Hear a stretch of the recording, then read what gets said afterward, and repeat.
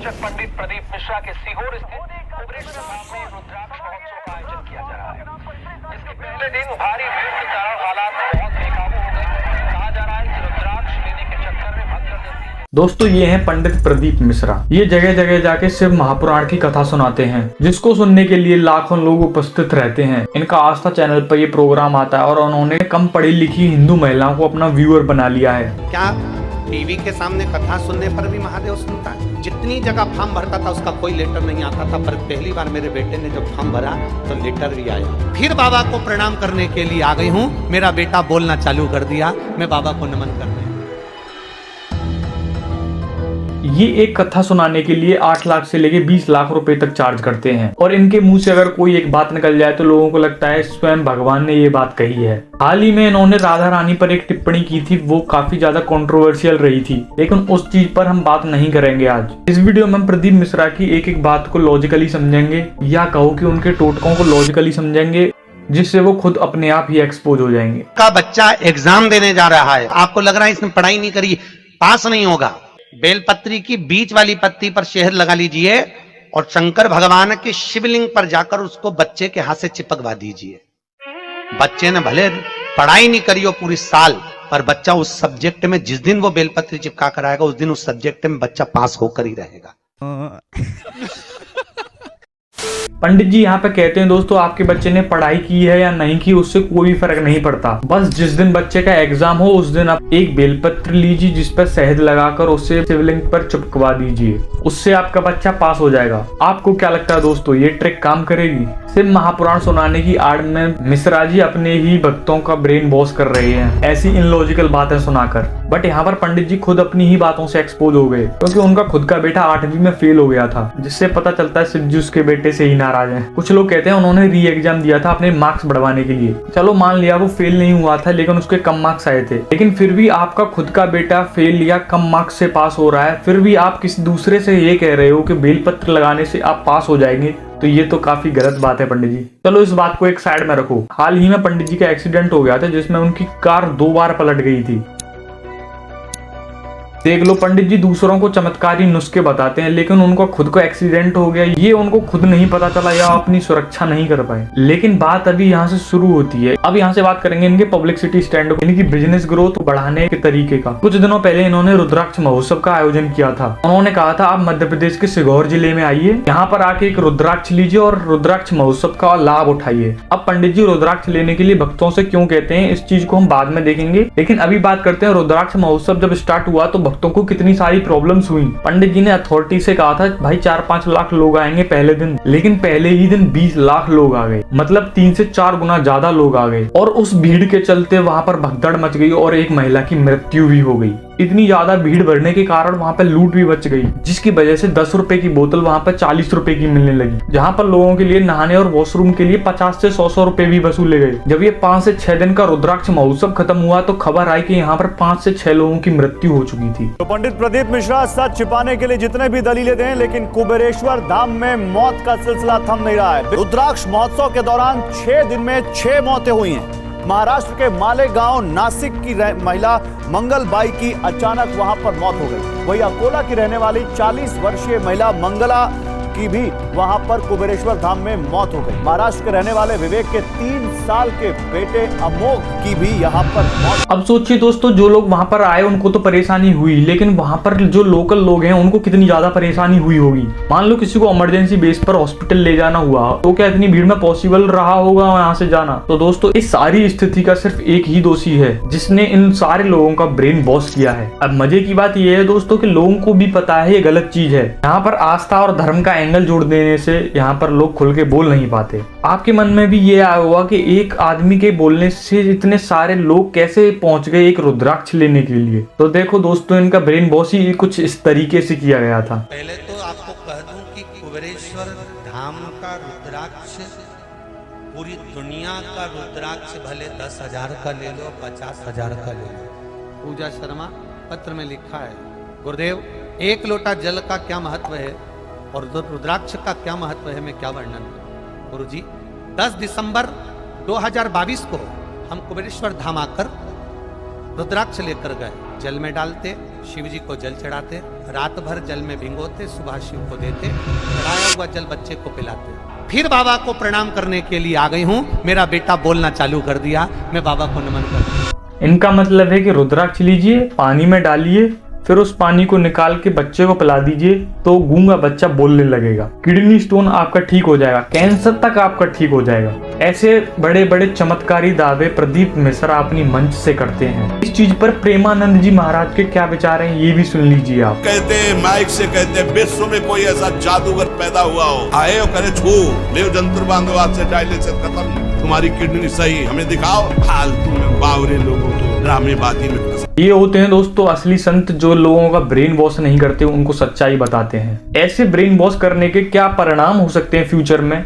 ये मैं आपको बाद में बताऊंगा। ऑलरेडी बहुत सारे हादसे हो चुके हैं ब्रेन वॉश के चलते। देखिए, कहा जाता है कि रुद्राक्ष की उत्पत्ति भगवान शिव के तीर्थ आंखों से हुई है। इसका बहुत ज्यादा धार्मिक महत्व है, लेकिन प्रदीप मिश्रा ऐसे ऊट पटाक दावे कर रुद्राक्ष की गरिमा को कम कर रहे हैं। अब ये आप ही सोचिए, अगर ये लोगों की भलाई करना चाहते तो इन्होंने ये क्यों नहीं कहा कि आपको MP या श्योर आने की जरूरत नहीं है। एक रुद्राक्ष लेने के लिए आप अपने ही शहर में एक रुद्राक्ष ढूंढिए जो आपको मिल जाएगा, आप उसको अपने पास रखिए, आपको फायदा मिल जाएगा। लेकिन नहीं, इन्होंने अपने शहर में लोगों को बुलाया क्योंकि इनको पब्लिसिटी करनी थी। प्रदीप मिश्रा के बारे में आपने एक चीज पॉइंट आउट की होगी, इनको सुनने वाली 90% महिला हैं जो अनएजुकेटेड हैं और वो रूरल एरिया में रहती हैं, कहीं ना कहीं वो हाउस वाइफ हैं। इनके पास मोरली ज्यादा फ्री टाइम होता है, जिससे वो टीवी पर प्रदीप मिश्रा का कार्यक्रम चला देती हैं। और क्योंकि वो रोज रोज यहाँ पर कहानियां सुनती हैं जिससे उन्हें विश्वास होने लग जाता है, वो भी जो है जाल में फंस जाती हैं। इनके जाल में इसीलिए लोग ज्यादा फंसते हैं क्योंकि पंडित जी जैसे और भी लोग लोगों की प्रॉब्लम को सॉल्व करने का शॉर्टकट तरीका बता देते हैं। अगर आपको ये प्रॉब्लम है आप ऐसे कीजिए, ये ठीक हो जाएगा। आपको ये प्रॉब्लम है, कहीं जाने की जरूरत नहीं, छत पे ये कीजिए, ठीक हो जाएगा। इससे लोग बहुत ज्यादा फैसिनेट हो जाते हैं और साथ के साथ कहानियां भी चलती हैं कि ये हमारे पुराने भक्त हैं, इनका ये प्रॉब्लम था और इन्होंने ऐसा किया, चुटकियों में इनका प्रॉब्लम सॉल्व हो गया। अब कुछ लोग सोचेंगे कि महाराज जी का जो लेटर आते हैं वो कैसे सच होते हैं, जो इतनी सारी चिट्ठियां आती हैं वो सारे भक्त कैसे सही हो रहे हैं और वो कैसे पॉसिबल है। कोई कहता है कि मेरे पत्री थी, या कोई कहता है मेरी बहन बोल नहीं सकती थी, पंडित जी ने ये टोटका बताया जिससे दोनों सही हो गए। देखिए दोस्तों, इस चीज का मेरे पास अभी कोई प्रूफ नहीं है कि लोग सच में ये चिट्ठियां भेजते हैं या पंडित जी का ही कोई ग्रुप चल रहा है जिससे ये सारी चिट्ठियां वहां पर आती हैं। इस चीज को कंफर्म अभी मैं नहीं बोल सकता। तो फिर हम एक बार को मान लेते हैं ये सारी चीजें सच हो रही हैं। तो यहाँ पर दोस्तों पंडित जी को सुनने वाले करोड़ों में लोग हैं, एक दिन में कम से कम 1 से 2 करोड़ लोग सुनते हैं। और इंडिया में कितनी ज्यादा प्रॉब्लम्स हैं, तो वहां पर सॉल्यूशन केवल गिने चुने 10 या 15 लोगों का ही हो रहा है। तो 1 करोड़ में से कोई 10 या 15 लोग सही भी हो गए तो that's not a big deal. अब मैं बताने वाला हूँ कि लोगों को ब्रेन वॉश करने से कैसे लोगों का नुकसान होता है और कुछ लोग तो अपनी लाइफ तक डिस्ट्रॉय कर देते हैं इससे। कुछ दिनों पहले एक वीडियो सामने आया था जिसमें एक माँ अपने बच्चे को गंगा नदी में डुबा के रखती है। उसको भी किसी ऐसे ही पंडित जी ने बताया था कि अगर आप अपने बच्चे को गंगा जी नदी में कुछ देर के लिए डुबा के रखेंगे तो उस बच्चे का जो हेल्थ इशू है वो क्योर हो जाएगा। लेकिन दोस्तों इस चीज का रिजल्ट क्या हुआ, उस बच्चे की जान चली गई क्योंकि उसका पानी में दम घुट गया। अब दोस्तों आप ही सोचिए इस घटना का जिम्मेदार कौन है, वो माँ या वो बच्चा या वो जिन्होंने इनका ब्रेन वॉश किया। ऐसा तो मैंने आपको एक मामला बताया, लेकिन ऐसे बहुत सारे मामले हमारे सोसाइटी में चलते रहते हैं जो कभी भी सामने नहीं आते। पंडित जी ने हाल ही में OMG 2 मूवी पर भी आपत्ति जताई थी जिसमें एक सीन था जहां पर शिव जी को कचौड़ी मांगते हुए दिखाया था। अब यहाँ पर पंडित जी भड़क गए दोस्तों। फिल्म बन गई, उस फिल्म में शंकर भगवान को कचौड़ी की दुकान पे से कचौड़ी मांगते हुए बता दिया।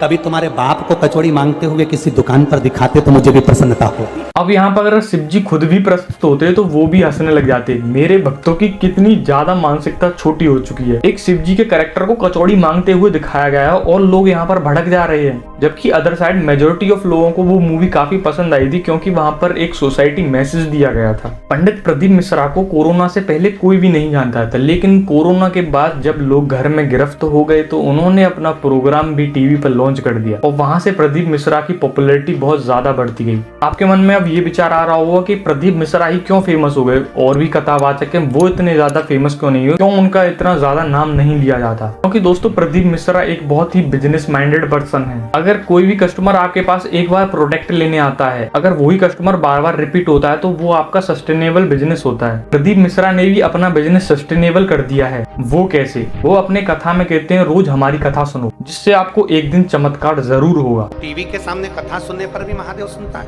पत्र देखिए, मैं भी आसन लगाकर बाबा से प्रार्थना करता हूं कि मेरी सरकारी नौकरी लग जाए, तब मैं जानूं कि बाबा ने सुना।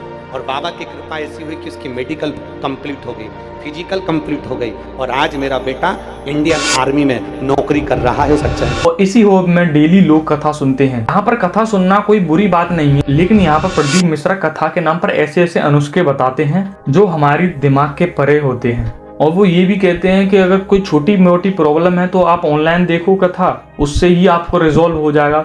लेकिन आपकी कुछ बड़ी प्रॉब्लम है, आपके नजदीक जिस शहर में कथा हो रही है वहां आके सुनो, उससे रिजॉल्व होगा। और वहां पर लाखों की भीड़ होती है जिसमें से 1 या 2 महिलाएं उठकर अपनी प्रॉब्लम्स रिजॉल्व की स्टोरी सुनाती हैं, कैसे कैसे मुझे पंडित जी के नुस्खों से फायदा हुआ। बट मैं आपको ये चीज पहले ही बता चुका हूँ दोस्तों, वहां पर मैथमेटिकली कोइंसिडेंस की ज्यादा प्रोबेबिलिटी थी। और यहाँ पर प्रदीप मिश्रा का काफी अच्छा इन्फ्लुएंस है लोगों पर, तो यहाँ पर पॉलिटिशियंस भी उनके साथ काफी ज्यादा उठते बैठते हैं, चीफ मिनिस्टर से लेके हेल्थ मिनिस्टर तक, जबकि दूसरे राज्य के मुख्यमंत्री तक इनसे मिलने आते हैं। बट प्रॉब्लम यहाँ पे ये है कि ये बायस्ड होकर एक पार्टी का ही सपोर्ट करते हैं और उनको भक्तों को भी बताते हैं। सनातन धर्म की रक्षा के लिए और राष्ट्र की रक्षा के लिए प्रत्येक घर में से एक ना एक बेटा या तो संघ में होना चाहिए या बजरंग दल में होना चाहिए। जबकि पॉलिटिकल ओपिनियन सबका अपना अपना होना चाहिए और इनके ओपिनियन से इनके भक्त भी उसी पार्टी को सपोर्ट करने लग जाते हैं। हो सकता है कि प्रदीप मिश्रा के ओपिनियन से वो पार्टी अच्छी हो, लेकिन उनके भक्तों में कोई मजदूर होगा, कोई किसान होगा जिनके लिए उस पार्टी ने कुछ भी नहीं किया होगा, लेकिन फिर भी वो उन्हीं को वोट देंगे क्योंकि प्रदीप मिश्रा उनके गुरु ने कहा है। आखिर में अब एक ही बात कहूंगा, आप शिव महापुराण की कथा सुनाते हैं, आप न्यूट्रल है कि उस चीज को सुनाएं तो काफी अच्छा लगेगा। और अपने विचार भक्तों पर मत थोपिए, इससे भक्तों का ही नुकसान होता है। और बिना मेहनत किए फल पाने की आशा अपने भक्तों के मन में जागरूक करते हैं,